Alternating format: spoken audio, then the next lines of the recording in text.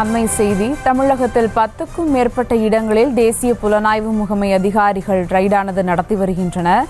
இது குறித்த கூடுதல் தகவலோடு இணைகிறார் செய்தியாளர் கதிரவன். வணக்கம் கதிரவன், விவரங்கள். வணக்கம் சுபா.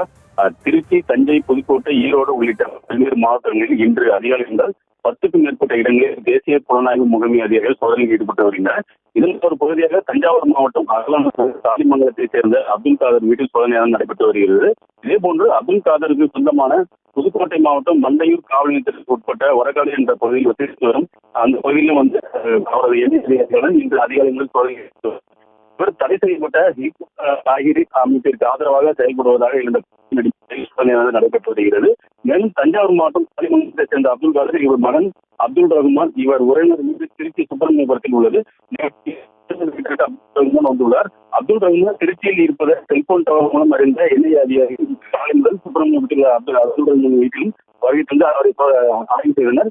மேலும் அவரை தஞ்சாவூர் மாவட்டத்திற்கு அழைத்து சென்றனர். தமிழகத்தில் 10க்கும் மேற்பட்ட இடங்களில் தேசிய புலனாய்வு முகமை அதிகாரிகள் நடைபெற்று வரும் சோதனையால் அந்தந்த பகுதியில் பரபரப்பு ஏற்பட்டுள்ளது.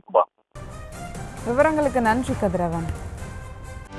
செய்திகளை உடனுக்குடனும் துல்லியமாகவும் தெரிந்து கொள்ள சப்ஸ்கிரைப் பண்ணுங்க.